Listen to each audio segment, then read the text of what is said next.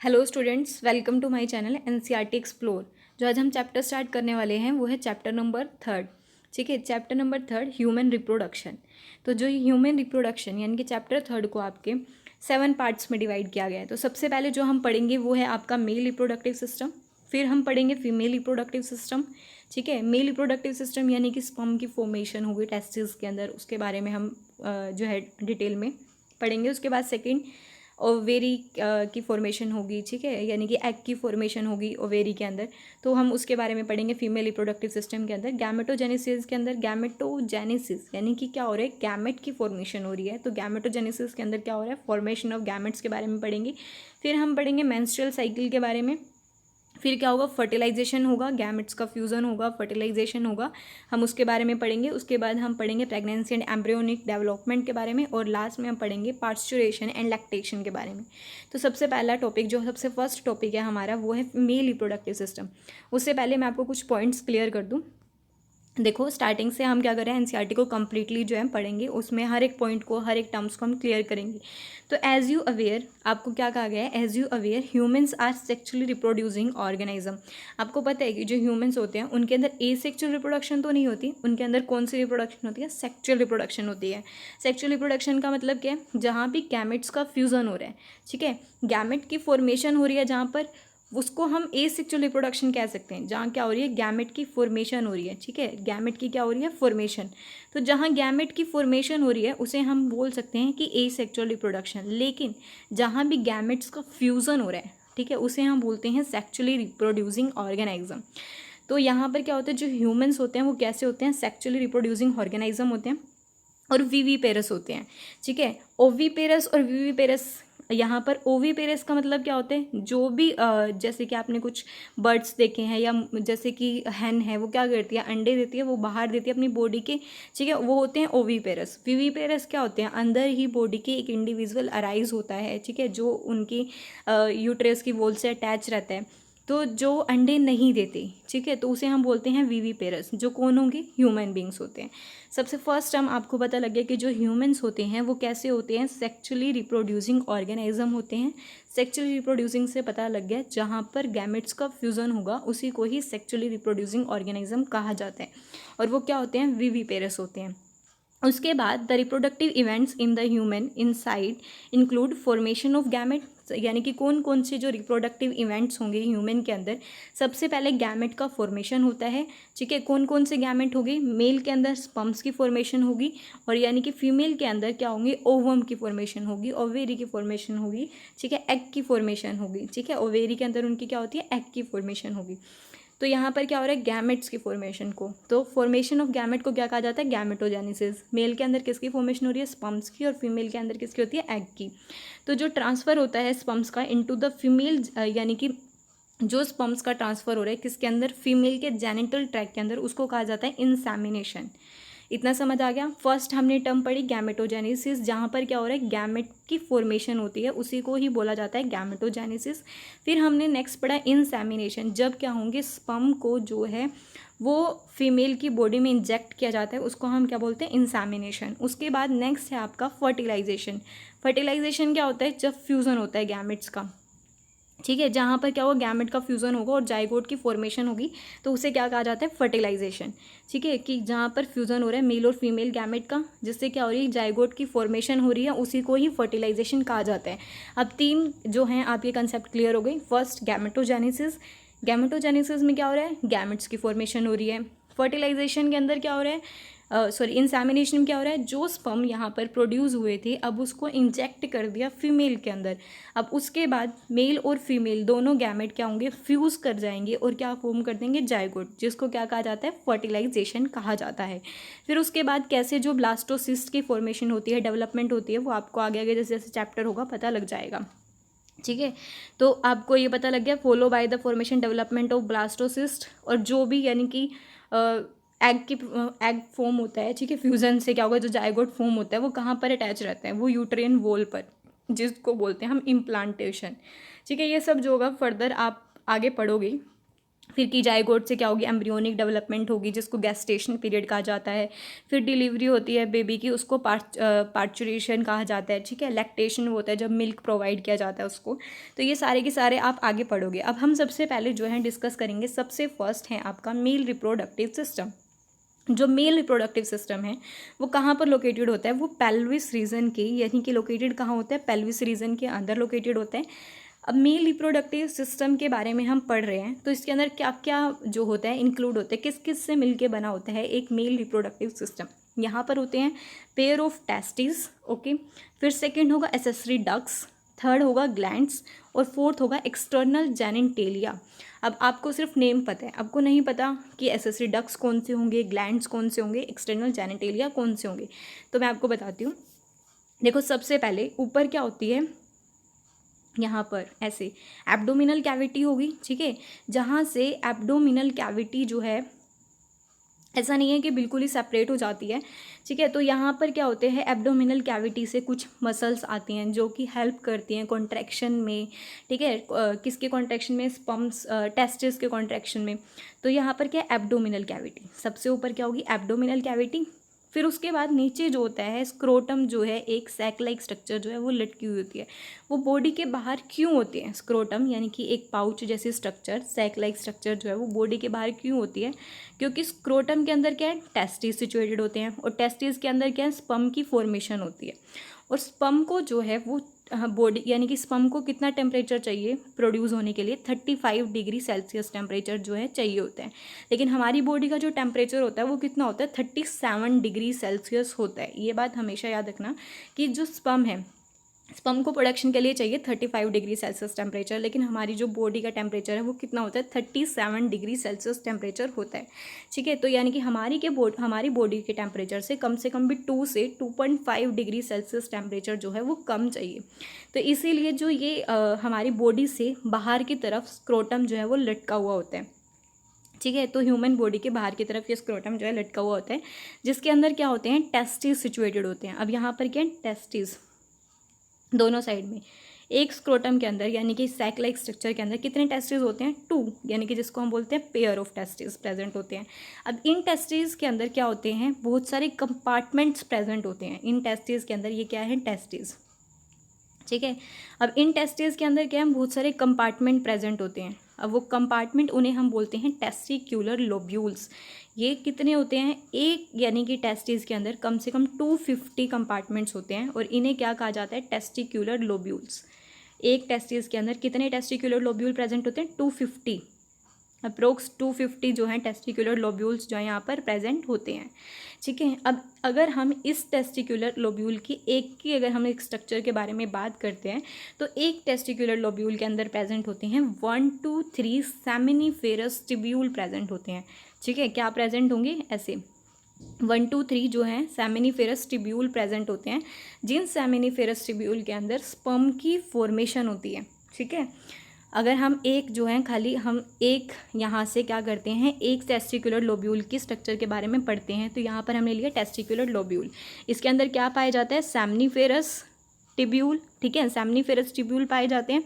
और यहाँ पर क्या होता है, बीच में कुछ इंटरस्टिशियल स्पेस होता है, इंटरस्टिशियल स्पेस। ये इंटरस्टिशियल जो स्पेस होता है इसे कहा जाता है लेडिग सेल। इसे क्या कहा जाता है, लेडिग सेल, ठीक है। अब लेडिग सेल का फंक्शन क्या होता है, ये जो लेडिग सेल होते हैं ना, वो क्या करते हैं, एंड्रोजन को सिक्रीट करते हैं, ठीक है। एंड्रोजन यानी कि टेस्टोस्टेरोन को सिक्रीट करते हैं, ठीक है। ये किसको कर रहे हैं, एंड्रोजन को सिक्रीट करते हैं, किसको, यानी कि एक जो है हार्मोन को सिक्रीट कर रहे हैं, कौन सा, टेस्टोस्टेरोन को सिक्रीट करने का काम किसका होता है, लेडिग सेल का, जो कहाँ पर प्रेजेंट होते हैं, जो सेमिनिफेरस टिब्यूल के बीच में जो है प्रेजेंट होते हैं, ठीक है। इतना समझ आ गया आपको। स्पर्म की फॉर्मेशन कहाँ हो रही है, सेमिनिफेरस टिब्यूल के अंदर हो रही है। अगर आप एक जो है सेमिनिफेरस टिब्यूल की स्ट्रक्चर के बारे में पढ़ते हो, ठीक है, हमने एक सेमिनिफेरस टिब्यूल ले लिया, तो इसके अंदर क्या प्रेजेंट होता है, कुछ इस तरह से ये रेंज होती है कॉम्पैक्ट, ठीक है। इनके बीच में क्या होते हैं, सर्टोली सेल्स प्रेजेंट होते हैं, ठीक है, सर्टोली सेल्स, और होंगे मेल जर्म सेल्स, और प्रेजेंट होते हैं मेल जर्म सेल्स। तो अब यहाँ पर क्या है, मेल जर्म सेल जिसको स्पर्मेटोगोनियम कहा जाता है, ठीक है, इसके अंदर क्या होंगी, स्पर्मेटोजोआ, स्पर्म्स की फॉर्मेशन होती है। फर्दर मिटोटिक डिवीजन होगी, इन मेल जर्म सेल के अंदर क्या होती है, मिटोटिक डिवीजन होगी और स्पर्म की प्रोडक्शन हो जाती है। तो ये सर्टोली सेल क्या करते हैं, जो भी स्पर्म्स की फॉर्मेशन हुई है ना, तो सर्टोली सेल उनको न्यूट्रिशन प्रोवाइड करते हैं, ठीक है, इतना समझ आ गया कि न्यूट्रिशन प्रोवाइड करते हैं। अब इसके बाद नेक्स्ट है आपका, बताती हूँ मैं आपको, इसको जो है रब कर देते हैं यहाँ से, ठीक है। तो अब हम करेंगे नेक्स्ट यहाँ से कि आपको इतना पता लग गया कि कैसे कैसे स्पर्म की फॉर्मेशन होती है, ठीक है, कहाँ पर होती है, सेमनीफेरस ट्यूब्यूल के अंदर स्पर्म की फॉर्मेशन होती है। अब हम करेंगे कि सेमनीफेरस ट्यूब्यूल से कैसे स्पर्म को जो है बाहर लेके जाया जाता है, ठीक है, किसका फंक्शन होता है वो। अब देखो यहाँ पर आपने पढ़ा, ये टेस्टिस हैं, टेस्टिस के अंदर क्या है, हम एक लोब्यूल के बारे में बात करेंगे टेस्टिस के अंदर, ठीक है, एक लोब्यूल के बारे में हम बात कर रहे हैं यहाँ पर। तो एक लोब्यूल है, ठीक है, एक सेकेंड, हाँ, तो यहाँ पर क्या, एक लोब्यूल है और इस लोब्यूल के अंदर क्या, सेमनीफेरस ट्यूब्यूल है, जिससे क्या हो रही है, स्पर्म की फॉर्मेशन हो रही है, ठीक है। तो स्पर्म की फॉर्मेशन होगी और कुछ ऐसे ही है जो स्पर्म्स हैं वो बाहर की तरफ निकलने लग जाएंगी, ठीक है। फिर इस स्पर्म्स के बाहर यहाँ पर क्या हो जाता है, नेटवर्क फॉर्म हो जाता है, नेटवर्क फॉर्म, यहाँ पर क्या हो जाता है, नेटवर्क फॉर्म हो जाता है। तो ये नेटवर्क जिसे हम क्या बोलते हैं, रेटी टेस्टिस, ठीक है, जिसे क्या कहा जाता है, रेटी टेस्टिस। ये क्या करते हैं, नेटवर्क फॉर्म हो जाते हैं। फर्दर स्पर्म को जो है सेमनीफेरस ट्यूब्यूल से, ठीक है, सबसे पहले सेमनीफेरस ट्यूब्यूल से ट्यूबुलाई रेक्टी जो है वो लेके जाएगी, फिर आगे जो है रेटी टेस्टिस इस यानी कि स्पर्म को लेके जाएंगे। फिर उसके बाद यहाँ पर बाहर जो होते हैं छोटी छोटी ट्यूब्स फॉर्म हो जाती हैं, जिसको हम बोलते हैं वैसा एफ्रेंचिया, ठीक है, जिसको कहा जाता है वैसा एफ्रेंचिया, जो फर्दर क्या करती है, रेटी टेस्टिस से स्पर्म को बाहर लेके जाती है। फिर उसके बाद नेक्स्ट है आपका वैसा एफ्रेंचिया के बाद अगर आप बात करोगे तो क्या हो जाएगा, यहाँ पर एक जो होती है लॉन्ग कॉइल्ड लाइक ट्यूब होती है, जिसको कहा जाता है एपिडिडाइमिस। इसे क्या कहा जाता है, एपिडिडाइमिस। इस एपिडिडाइमिस का फंक्शन क्या होता है कि ये स्पर्म्स को वैसा एफ्रेंचिया से लेके आती है। और यानी कि एपिडिडाइमिस के अंदर क्या होता है, स्पर्म जो होते हैं वो स्टोर रहते हैं, जब तक रहेंगे जब तक कि इजैकुलेशन ना हो जाए, ठीक है। तो स्टोरेज का काम भी कहाँ होगा, एपिडिडाइमिस के अंदर होगा। सबसे पहले क्या हुआ, यहाँ पर सेमनीफेरस ट्यूब्यूल के अंदर क्या हुई, स्पर्म की फॉर्मेशन हुई। फिर उसके बाद क्या होगा, ट्यूबुलाई रेक्टी के अंदर स्पर्म जाएंगे, ट्यूबुलाई रेक्टी से रेटी टेस्टिस के अंदर स्पर्म जा रहे हैं, फिर किस में जा रहे हैं, वैसा एफ्रेंचिया में, फिर कहाँ जा रहे हैं, एपिडिडाइमिस के अंदर, ठीक है। ये सबसे लॉन्ग ट्यूब होती है मेल रिप्रोडक्टिव सिस्टम की। उसके बाद नेक्स्ट जो है यहाँ से एपिडिडाइमिस के यानी कि पीछे जो होती है पोस्टीरियर एंड पर क्या होती है, पोस्टीरियर एंड से जो है वैसा डिफरेंस ट्यूब निकलती है, ठीक है, वैसा डिफरेंस। तो वैसा डिफरेंस क्या करती है, फर्दर जो है एपिडिडाइमिस से स्पर्म को लेकर जाती है, ठीक है। और वो कहाँ पर जाती है, जो यानी कि मेल रिप्रोडक्टिव सिस्टम होता है और जो यूरिनरी सिस्टम होता है वो अप्रोक्सली क्या होता है, कनेक्ट करता है। तो अब ये क्या करती है, वैसा डिफरेंस आगे क्या करती है, इसको स्पर्म्स को लेके जाने का काम करेगी, ठीक है। तो अब वो कैसे लेके जाएंगे वो सब मैं आपको बताऊंगी। इतना आपको समझ आ गया तो ये आपको जो है कंसेप्ट क्लियर हो जाएंगे आपके। तो सबसे पहले मैं आपको बताती हूँ, यहाँ पर देखो जो टेस्टिस हैं वो कहाँ पर सिचुएट होते हैं, जो टेस्टिस हैं वो कहाँ पर सिचुएट होते हैं, situated outside the abdominal cavity, यानी कि एब्डोमिनल कैविटी के बाहर की साइड, जैसे मैंने आपको दिखाया कहाँ पर होते हैं, एक पाउच के अंदर, जिसको क्या कहा जाता है, स्क्रोटम कहा जाता है, ठीक है। स्क्रोटम का काम क्या होता है, वो टेम्परेचर को मेंटेन करके रखते हैं, टेस्टिस के टेम्परेचर को मेंटेन करने का काम करके रखते हैं, ठीक है। क्यों करते हैं, क्योंकि जो टेस्टिस के अंदर स्पर्म की फॉर्मेशन हो रही है उन्हें कितना टेम्परेचर चाहिए, बॉडी से 2 to 2.5 डिग्री सेल्सियस टेम्परेचर कम चाहिए होता है, ठीक है। तो किसके लिए, स्पर्मेटोजेनेसिस के लिए, यानी कि स्पर्म की फॉर्मेशन के लिए।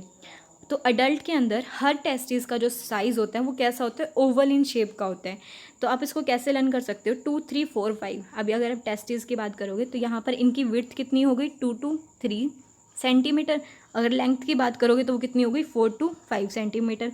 तो 2, 3, 4, 5 लर्न हो गया आपको। ये 2 to 3 यानी कि विड्थ होती है और 4 to 5 इसकी लेंथ होती है, ठीक है। उसके बाद नेक्स्ट आप बताओगे कि जो टेस्टिस है ना, टेस्टिस के बाहर की जो कवरिंग होती है उससे कहा जाता है टेस्टिस एल्ब्यूमिना। टूनिका एल्ब्यूजिना जो है टेस्टिस के बाहर की कवरिंग को कहा जाता है। तो टेस्टिस क्या होती है, covered by a dense covering, जिसको क्या कहा जाता है, डेंसा एल्ब्यूजिना, सॉरी टूनिका एल्ब्यूजिना कहा जाता है, ठीक है। उसके बाद जैसे मैंने आपको बताया कि हर टेस्टिस के अंदर क्या होते हैं, 250 कंपार्टमेंट्स प्रेजेंट होते हैं, जिसको कि टेस्टिकुलर लोब्यूल्स कहा जाता है। हर लोब्यूल के अंदर क्या होगी, सेमनीफेरस ट्यूब्यूल प्रेजेंट होती है, कम से कम 1 to 3 highly coiled seminiferous tubule present होती है, जहाँ पर क्या होती है, स्पर्म की प्रोडक्शन होती है।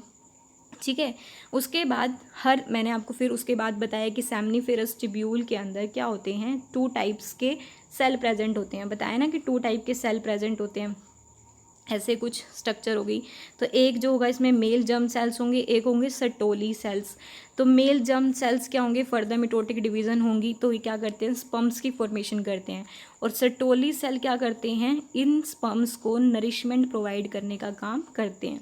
ठीक है, तो अब यहाँ पर आपको समझ आ गया होगा कि जो सेमनीफेरस ट्यूब्यूल होते हैं, सेमनीफेरस ट्यूब्यूल के अंदर क्या होते हैं, 2 टाइप के सेल होते हैं वो प्रेजेंट होते हैं। वो कौन कौन से होंगे, मेल जर्म सेल जिसको स्पर्मेटोगोनिया कहा जाता है, जहाँ पर स्पर्म की फॉर्मेशन होती है, और सर्टोली सेल।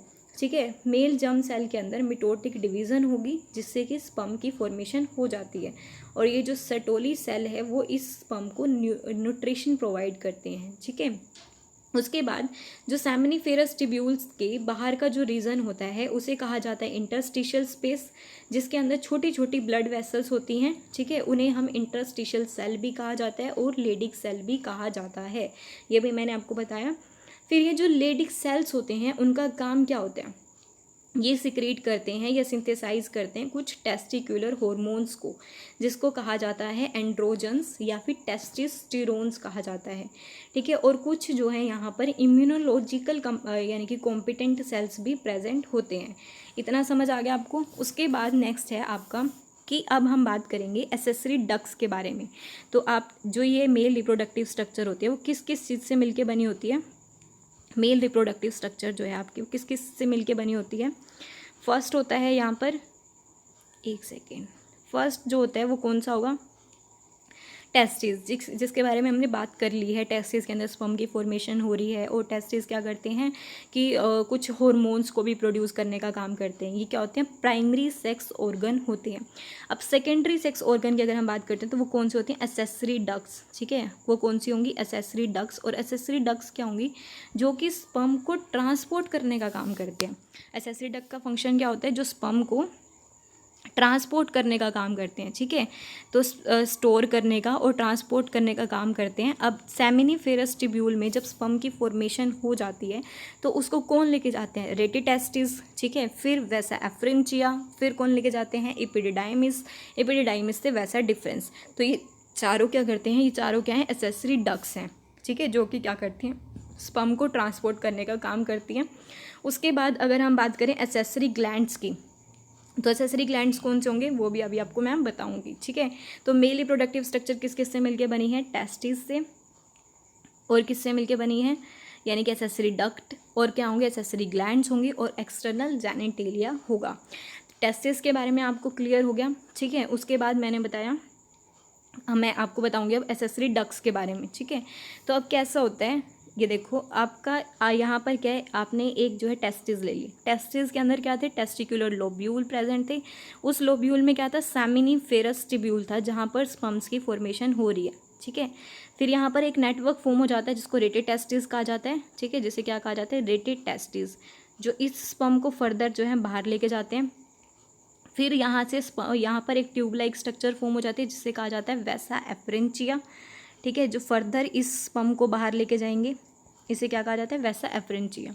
ये फर्दर इस स्पर्म को बाहर लेके जाते हैं, और फिर बाहर जो यहाँ पर होती है इपीडिडायमिस, क्या होती है, इपीडिडायमिस। ठीक है, ये इपीडिडायमिस, फिर ये वैसा एफ्रेंचिया क्या करते हैं, स्पर्म को इपीडिडायमिस के अंदर लेके जाते हैं, और इपीडिडायमिस के अंदर स्पर्म जब तक स्टोर रहेगा जब तक कि बाहर यानी कि इजैकुलेशन ना हो जाए, बाहर ना निकल जाए। ठीक है, और इपीडिडायमिस के पीछे यानी कि टेस्टिस के पीछे एक पोस्टीरियर साइड से क्या निकली होती है, वैसा डिफरेंस। ठीक है, ऐसे जो है वैसा डिफरेंस जो है वो निकली होती है। ठीक है, और वो क्या होगी, यूरिथ्रा के ऊपर पड़ी होती है, यूरिटर के ऊपर पड़ी होती है। अगर ये जैसे कि ये क्या है, यूरिथ्रा। ठीक है, और यहाँ इसके यूरिटर है, तो ये पीछे से आके ऐसे लटक जाती है। ठीक है, कुछ पीछे से आके ऐसे लटकी हुई होती है। ठीक है, तो अब हम यही सब पढ़ेंगे। सबसे पहले देखो कि जो सेमिनीफेरस ट्यूब्यूल है वो कहाँ ओपन होती है, रेटिटेस्टिस की हेल्प से वैसा एफ्रेंचिया के अंदर ओपन होती है। फिर वैसा एफ्रेंचिया क्या करते हैं, टेस्टिस को लीव करते हैं और किस में ओपन होते हैं, इपीडिडायमिस के अंदर। और उनके पीछे क्या होती है, जो कहाँ लोकेटेड होती है, पोस्टीरियर सरफेस पर टेस्टिस की। फिर इपिडिडाइमिस से स्पर्म कहाँ जाता है वैसा डिफरेंस के अंदर, जो कैसे होता है यानी कि ऊपर की साइड एब्डोमेन के अंदर असेंड ऑर्डर में होगा, और कहाँ होगा यूरिनरी ब्लेडर के ऊपर जो है लटका हुआ होता है, loop over the urinary bladder. फिर उसके बाद नेक्स्ट है, देखो अब यहाँ से क्या है कि ये जो वैसा डिफरेंस है ऐसे जो है लटका हुआ होगा, ठीक है। यहाँ पर हमने बना दिया कुछ इस तरह से यूरिनरी ब्लेडर, ठीक है। ये क्या है यूरिनरी ब्लेडर, यूरिनरी ब्लेडर, ठीक है। अब क्या हो रहा है यहाँ पर, ये जो है इसकी होंगी यूरिटर्स, ठीक है। ये क्या होती है यूरिटर, जो क्या करती हैं यूरिन को लेके आती है किडनी में से, ठीक है। तो और वैसा एफरेंचिया यहाँ पर ये लटका हुआ ऐसे होता है, ठीक है। ये वैसा एफरेंचिया दोनों साइड से ऐसे लटका हुआ होगा, ठीक है। फिर आगे जाके जो है ये किससे मिलता है, सेमिनल वेसिकल, जो क्या है एसेसरी डक्ट्स, ठीक है, दोनों साइड पर प्रेजेंट होंगे। अब इन सेमिनल वेसिकल का फंक्शन क्या होता है, ये सेमिनल वेसिकल जो हैं फ्रुक्टोज को सिक्रीट करते हैं, यानी कि इन स्पर्म जो अब ये थक के आए हैं इनको खाना भी तो देना है ना हमें, तो अब ये स्पर्म जो आए हैं इतना सारा लंबा सा रास्ता तय करके, तो अब इनको खाना प्रोवाइड कौन कर रहा है, एसेसरी डक्ट, कौन सा सेमिनल वेसिकल प्रोवाइड कर रहे हैं, क्या प्रोवाइड कर रहे हैं, फ्रुक्टोज प्रोवाइड करते हैं इनको, ठीक है। फिर उसके बाद यहाँ पर एक पॉइंट पर क्या हो जाते हैं, ये मीट कर जाते हैं ऐसे, ठीक है।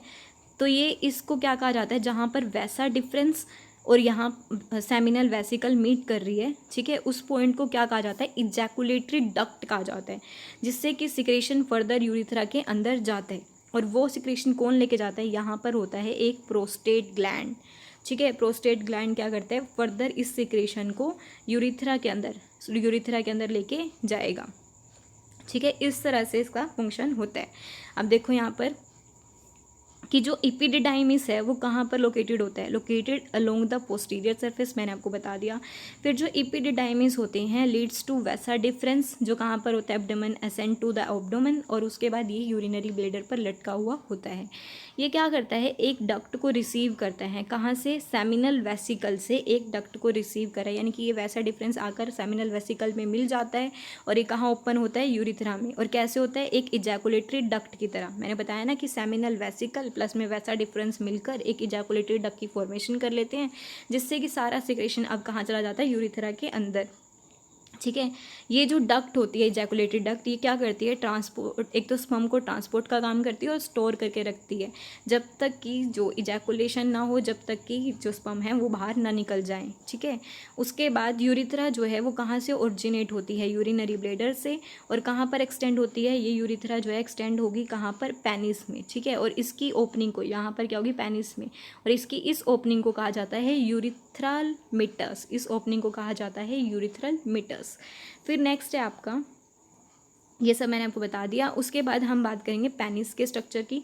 तो पेनिस जो होता है कुछ इस टाइप्स की स्ट्रक्चर होगी, ठीक है। ये बाहर का जो होता है कुछ ऐसे होगा, सॉरी गलत, एक सेकेंड, देखो इसका ऐसे होगा, ठीक है कुछ, ठीक है।